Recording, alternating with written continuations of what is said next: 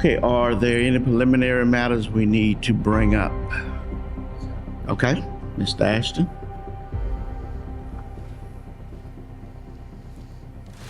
Good morning. Morning.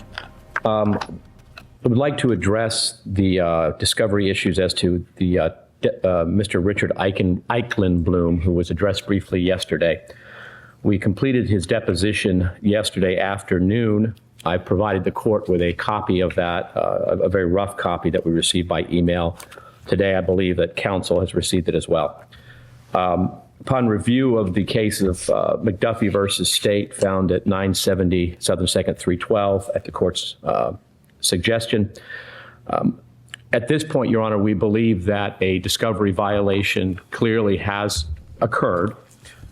We do, however, believe that exclusion of the witness outright is not necessary, and we would not be requesting that the witness be prohibited from testifying. We don't believe that that would be in the best interest of the defendant or in the future of this case. We would, however, request that sanctions be imposed in the following way. The court has already addressed that it will, in all likelihood, address contempt issues at the close of the trial, and we would suggest that this is an appropriate matter to be included within that. We have, in the deposition, we have been able to overcome procedural prejudice in most aspects of his testimony, and I believe that I will be able to cross-examine him effectively. The only area that I cannot is one particular opinion of the witness. The witness proposes to provide an opinion which is based on the scientific principle that DNA is recoverable from decomposition fluid. This is discussed in the witness's deposition starting at page 51, going through page 62.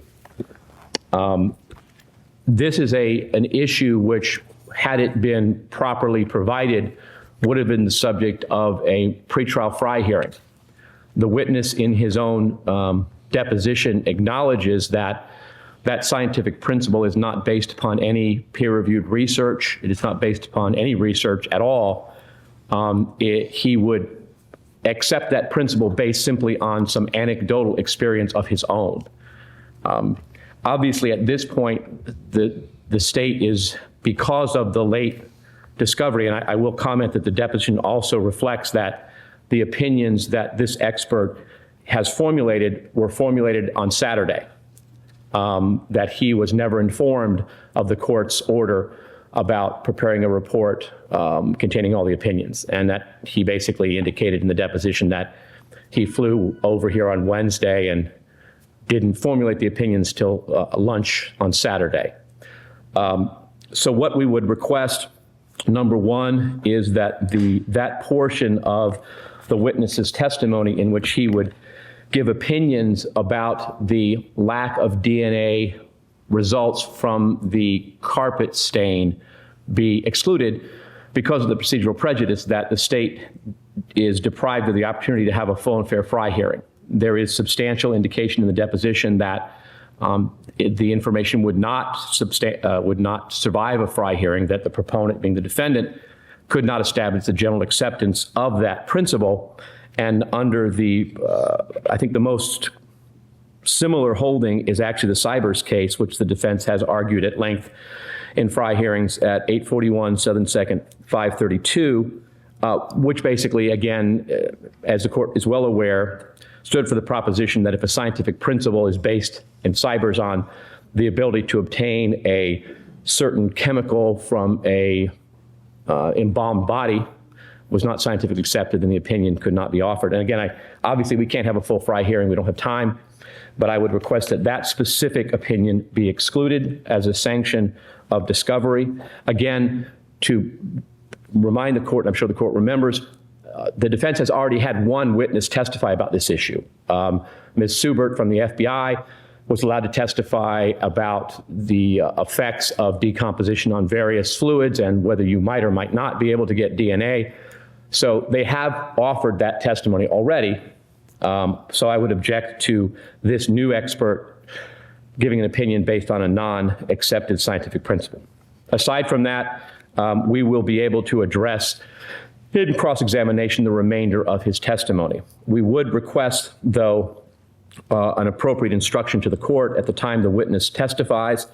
I've handwritten a suggestion, which I'll read into the record, and if the court wants to have it, if you can read my writing, I'll hand it to you, which would say, in essence, all reports of experts were required to be provided well before the beginning of this trial.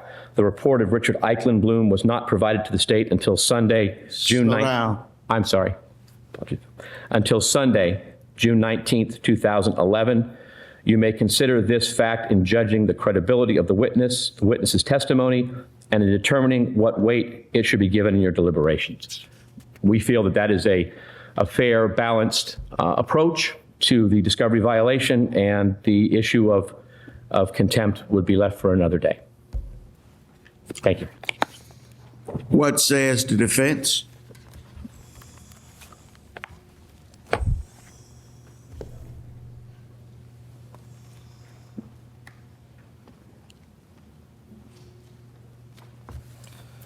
Good morning, sir. Good morning. I filed a response with the court on December 15th of 2010, where Mr. Eichenblum where the court had asked that I explain what he may be called to testify. And I listed his CV, Mr. Eichenblum's CV, field of expertise as being DNA, crime scene analysis, and trace recovery. On sentence 3, I informed the court and the prosecution that if Mr. Eichenblum were called to testify, he would testify in the areas of DNA, crime scene analysis, and trace recovery.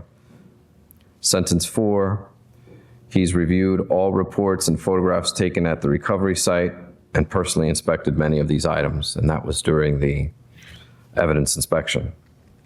Number 5, if Mr. Eichenblum were called to testify, the substantive facts that he would be expected to testify would be to rebut any false claims raised by the state's forensic experts dealing with DNA, crime scene analysis, or trace recovery. Until that occurs, it is difficult to give a complete summary of his opinions and the grounds for those opinions. I raise that because this is a very complex case, especially forensically. What I would like Mr. Eichenblum to testify to would be the issues raised about degradation of DNA. And I think this notice should be sufficient to put the state on notice that that's an issue that he will be testifying to. The opinions, this is completely separate than the issue we had with Dr. Rodriguez, and I'd ask that the court consider it differently, and I submit this for your honor's consideration. As these issues came up, and we knew that we wanted to, and when your honor gave me the example of his own personal experiences, I wanted to take that benefit, the benefit of that knowledge, and apply it in this case. I'm sure, as Mr. Ashton had mentioned, these opinions were formulated on that Saturday because these were issues that I asked him at that time. I knew we were going to take depositions, and I thought of taking full advantage of the fact that we were going to take depositions and perhaps be able to expand issues that he may be called to testify to. It's not to create any gotcha moments or anything like that. So what I would suggest to resolve this entire situation as it relates to Mr. Eichenblum would be to call Mr. Eichenblum to testify solely to those issues of DNA having to deal with degradation. While I would love to argue about the whole point of exclusion that Mr. Ashton had brought up, the issue about the being able to collect samples from decomposition fluid, Ms. Subert testified to that, and no objection was raised by the state, and they never asked for a Fry hearing then. But yet, as Mr. Eichenboom testifies, in order to try and inflame the court into thinking that sanctions are warranted here, he creates this ruse of an issue saying that we need a Fry hearing and we've got all these problems and all these issues, when the fact of the matter is it's not so. So in efforts to move things along, I would propose to the court, and I don't know if this is acceptable to Mr. Ashton, but he certainly has had plenty of notice of which, and that is to solely limit Dr.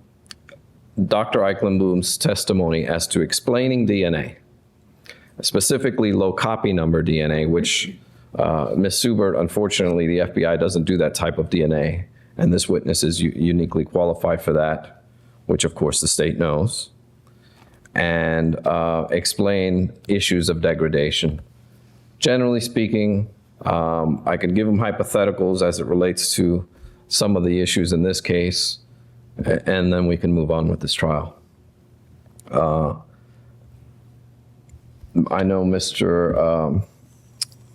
Mason will address some other issues dealing with the other witness, but I just kind of wanted to propose that to the court and see if we can resolve this issue and just move forward. Okay. Thank you. Brief response, Your Honor? Yes. Just very briefly, just to point out that the state did not offer any DNA evidence in this case.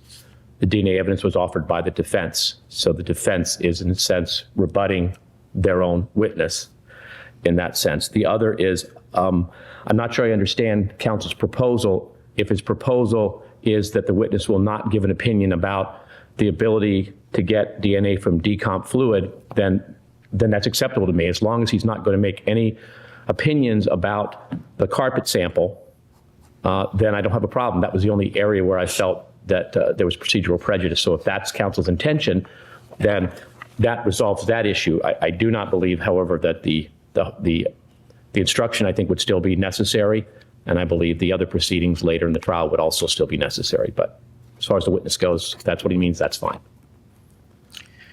Let me ask both sides to address this.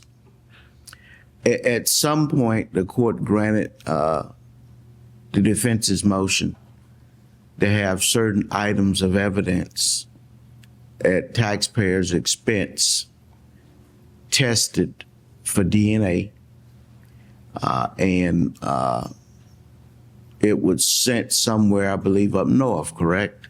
Yes, sir. National Medical Services Laboratory in, I think, New Hampshire. Okay. Pennsylvania, excuse me. And what items were tested? I believe that the shorts and the bag were tested. I don't believe that the tape, I'm sure, was not tested, but I'll refer to counsel if anything more than that. I think it was just the victim's shorts she was wearing and the bag that she was found in. And that was it, as far as I know. What happened to the tape and what happened to the carpet samples? The defense never requested that those be tested, to my knowledge, as I recall the motions filed. Okay. And he's proposing to testify about the possibility of DNA on duct tape. Yes, sir. And he wants to testify about carpet and the ability to test carpet for decomp fluid to extract DNA from that. That is correct. According to the deposition, the witness was not aware of which items were requested for DNA testing or what the results were. He apparently was never informed of which items were being requested or what the results were, according to his deposition. So in other words, he was not aware that those items could have been tested for DNA and they were not. I believe he would say in his deposition that he believes they could have been tested, but was unaware that they were not. Okay. May I address those? Yes, sir. With the court. We're talking about completely different types of DNA testing.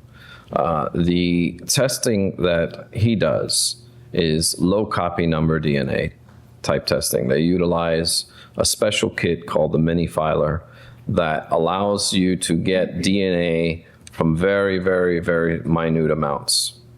That type of testing is unique. We requested that they be allowed to test items, and that, of course, was objected to by the state, and the state granted or sustained their objection and denied our opportunity to have him test these items due to a very specialized subfield of DNA that he is one of the pioneers of. In the alternative, we were granted the ability to test certain items by an ASCLD certified lab.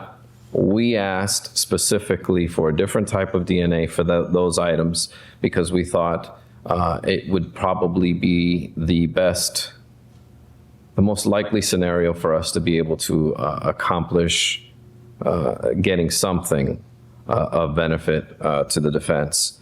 And that type of DNA was not low copy number DNA, it was YSTR DNA. So are you saying that there's no certified lab in the continental boundaries of the United States that does low copy DNA testing? My understanding is that the only crime lab currently doing low copy number DNA is the New York City Crime Lab. And I am not aware of any other ASCLD certified labs that do low copy number DNA in the United States. In Europe, it's quite prevalent. Of course, DNA was actually discovered in Europe and developed in Europe, and they're, by many people's estimations, a little bit more advanced than we are here in the United States as far as low copy number DNA is concerned. And has low copy DNA been fry approved yet? It has. Well, let me rephrase that. It has been used in cases out throughout the United States, but whether it's been fry tested here in Florida, I can't say. Your Honor, according to the witness's deposition, the procedure he uses is a standard procedure developed in other laboratories. He did not indicate that he does any. He explained that low copy number is simply additional replicating runs of a traditional PCR method. Instead of running it 24 times, you run it 30 times. He did not indicate in his deposition that this is a procedure which is unique to his laboratory. He did not indicate in his deposition that this is not done in the United States. And I'm not aware of what counsel is referencing about the inability of United States laboratories to perform these DNA tests. This is the first that I've heard of that, so for what it's worth. That's absolutely not true. There's a special kit called the mini filer. I'm certain Mr. Ashton's aware of it. It's not just doing extra runs in the PCR process. It is a specially designed kit, and it is, how prevalent it is in the United States, it's still up and coming. From my understanding and my studies of DNA, I can represent that to you, and I can say this much. I have studied quite a bit in this area, and Mr. Eichenboom is well known throughout the DNA community as being a pioneer in this area. Whether he does something a little bit different, other than the amplification process and using these specialized kits, and more importantly, the type of trace recovery that they utilize. And the witness is here, he can testify as to the uniqueness of what it is that he does that's different, but we would certainly object to any, especially since we are conceding and willing to stick to areas that are and should have been very well known to the state to anticipate Mr. Eichenboom's testimony, for which they did not take his deposition up until recently. We would object to any specialized instruction trying to punish the defense in any way other than what we've just discussed. Okay, anything else? Nothing further, sir. No, State of Florida, sir. Okay. The court hearing arguments of both the state and the defense will grant the state's request for the instruction, and at this time would prohibit the testimony concerning the possibility of testing by DNA analysis of the decomposition fluid in the trunk. Now, what the court would do out of abundance of caution, if since it looks like we're going to be doing this for the next 2 weeks, if you want to schedule a Fry hearing, giving the state at least 1 week's notice, I will consider doing that to see whether or not it would be admissible. But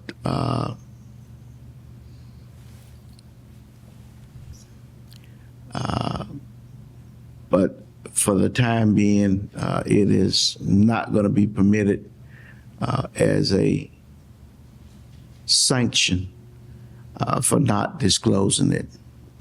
But I will not permanently shut the door, but give you an opportunity upon proper notice. I will permit anyone that has an expert to testify by video conferencing if you want to conduct a Fry hearing. Okay. Yeah. Hope I can read your writing.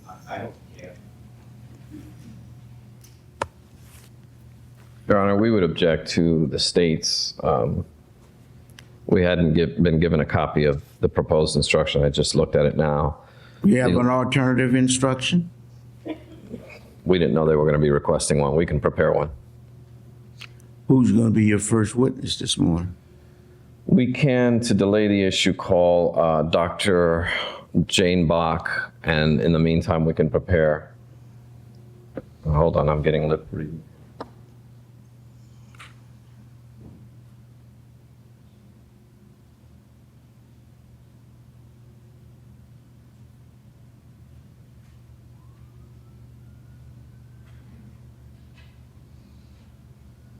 I believe we can call other witnesses to, in the meantime, while we prepare an instruction. Okay, prepare one, have someone kind of give it to the court deputy, give to me, and then between the two of them, I will fashion something on my own.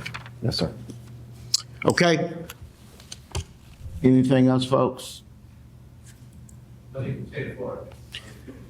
All right, let's return to jury.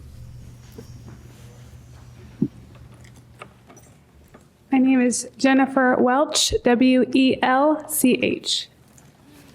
You may proceed. Thank you. Ms. Welch, I believe you've already established that you are a CSI Orange County crime scene investigator. Is that correct? Yes, that's correct. Okay.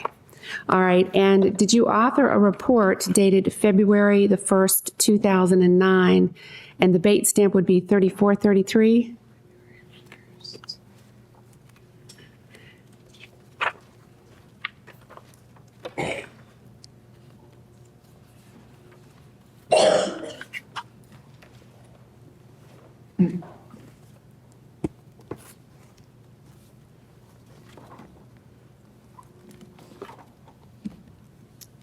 I don't have one with that date on it. Do you have a report that indicates the end of day observations with regard to clearing of the scene December the 12th through the 14th? Yes. Okay. All right. Can you explain, or if you need to refer to your notes, that's fine, what your observations were? Yes.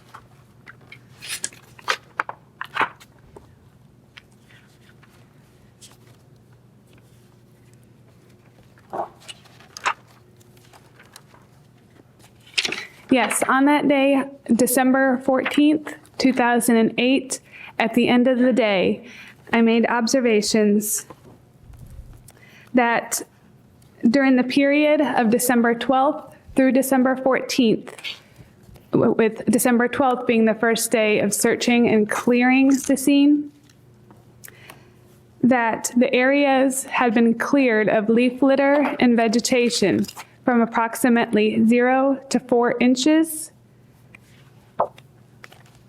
And around the trees and the tree roots where the crevices were, it had been cleared approximately 0 to 10 inches.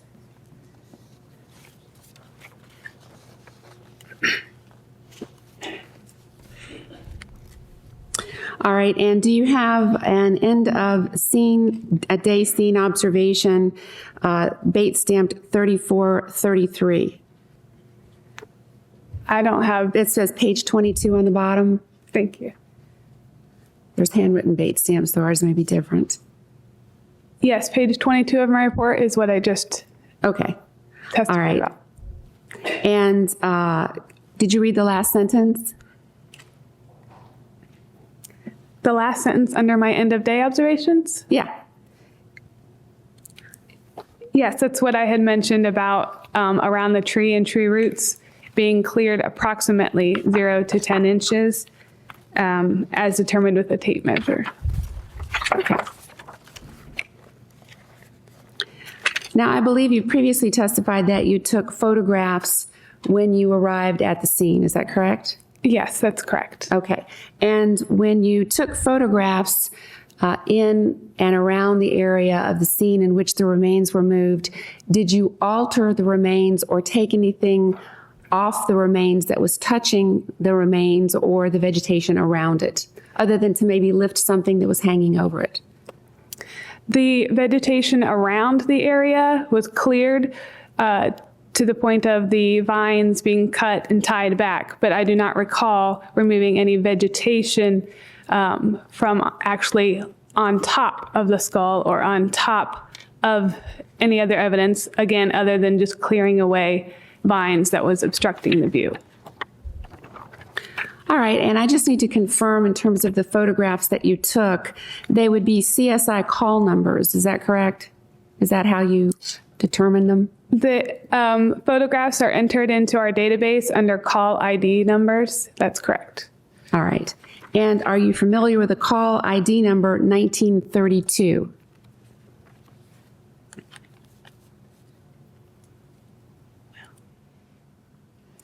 I do not have a record of 1932 as a call ID number. All right. Did you take photographs of the scene after the vegetation had been cleared? Yes, I did. Okay. All right.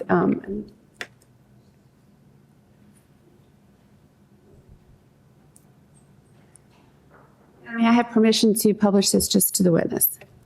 Which exhibit is it? This has not been entered in yet as an exhibit. Okay. You may publish it to the witness. Request that it be marked for identification so that there is a permanent record of what's being shown. And what would that number be? Hand it to the clerk.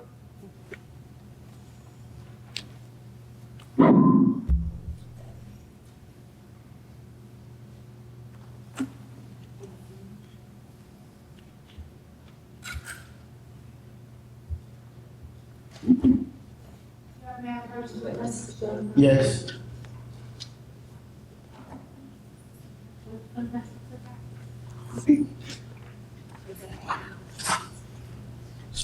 Speak up a little louder so the clerk can, the court reporter can hear you. It appears to be, yes.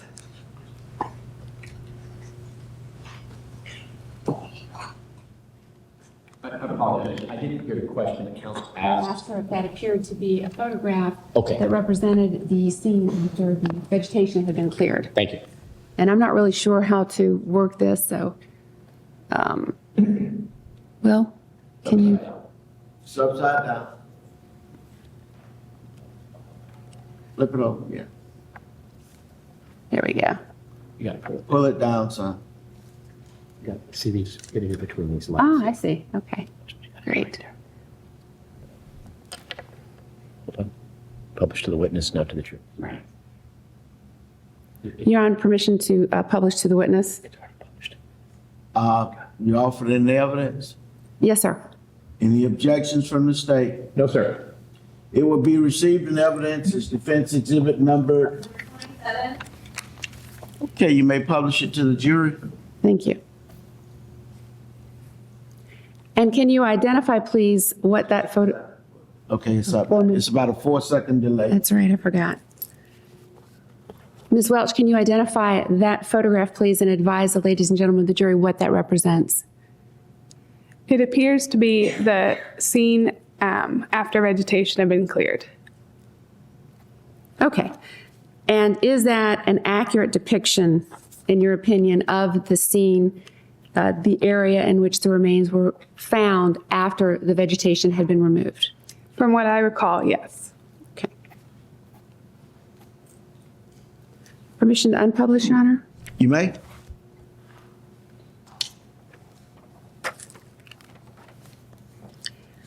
Can you tell me, please, in your report, and since our Bates stamp pages appear to be different, if you could look on page 5 of your report, and can you tell me, please, whether or not there's a reference to a log or a tree near the remains and what happened to that log or tree? Yes. The log was located directly near the skull, which was observed on December 11th, 2008. During the process of clearing and moving vegetation, the log was moved by Chief Medical Legal Investigator Stephen Hansen and my supervisor Susan Mears on scene.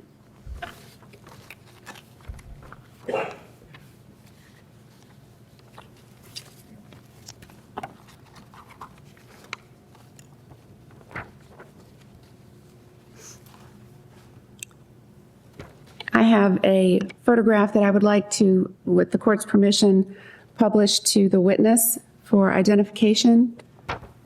And it's 1840-196206. Okay, has the clerk marked it? No, sir. Okay, let the clerk mark it. Thank you.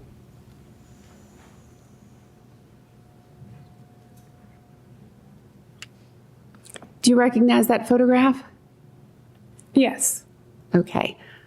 And is that photograph an accurate and true depiction of the scene in which the remains were found on December 11th, 2008?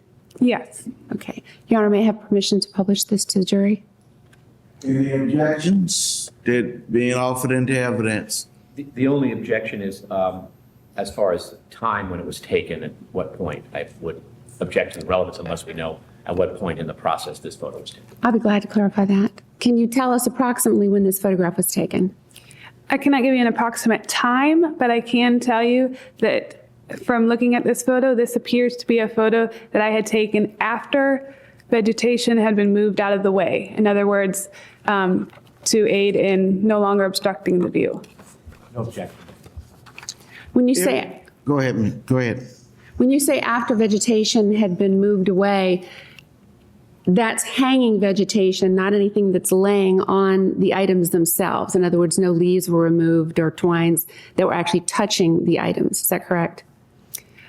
Yes, from what I recall, this photo is just vegetation being moved out of the way to no longer obstruct the view. I do not recall removing vegetation off of the items.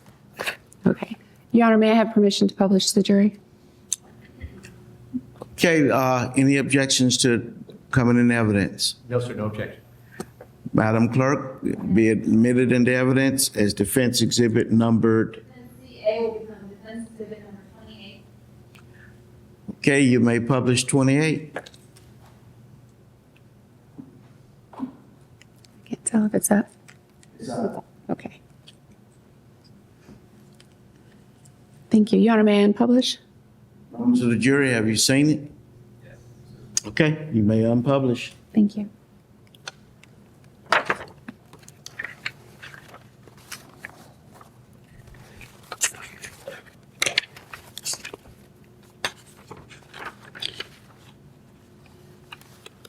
That's all I have of this witness, Your Honor.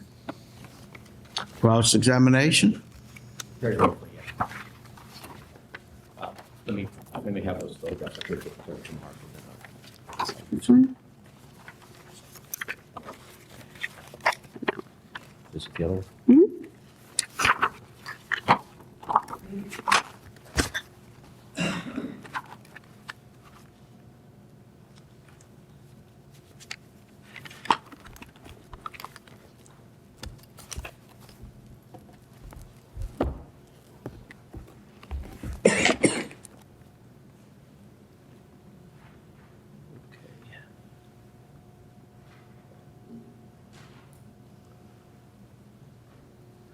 May I republish Defendant's Exhibit 27, Your Honor? You may. To the jury. Just, can you tell us what portion of the scene, this is, maybe orienting us by some object that was found? I'll zoom out a little bit so we can see the whole thing, if that helps you.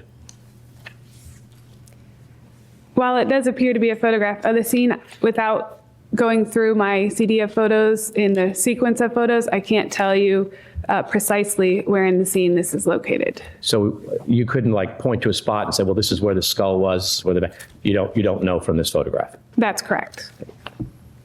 No further questions, Judge. Any redirect?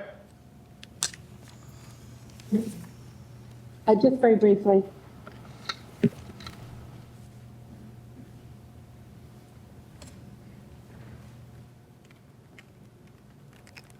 Ms. Welch, how did you identify the grouping of photographs? Did they have call numbers? How did you do that? I guess I don't understand the question. I'm sorry. Okay, you took photographs, and there's a series of photographs that I understand it have CSI call numbers like 1832, which contains a number of photographs, 1840, 1842.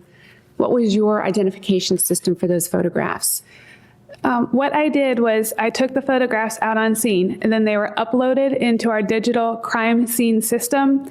When they are uploaded into that system, the system gives it a call ID number. That way we can go back into the system, or a detective, if needed, can go into the system, put in that call ID number, and pull up the photos that are under that call ID number. So it is not a number that I created, it's a number that the system created. Okay, and do you have those numbers here today? Yes, I have the numbers. Okay, and just for clarification, if I read them to you, would you be able to verify that they are in fact the CSI call numbers for the photographs that were taken on December 11th, 2008? I would be able to tell the number of photographs without actually going through my report and looking at the corresponding number of photographs to the call ID. I wouldn't be able to tell you exactly what day the call ID matched up with. But you would be able to determine that these were photographs that were taken at some point in time, December 11th through the 14th, approximately? December 11th through the end of the investigation, I would, yes. All right. And do you have those call numbers readily available? Yes, I do. Okay. Would one be 1838? I do not have a call ID number of 1838. Okay. What are the call numbers that you have? I have call ID numbers 1840, 1842, 1845, 1849, 1893, 1903, 1913, 1919, 1923, 1934, and 2088. All right. Thank you, Your Honor. That's all I have. Okay, any additional questions? No, sir. May Ms. Welch be excused? Okay. Yes, sir, again. You may be excused, subject to recall. Thank you, Ms. Welch. Thank you.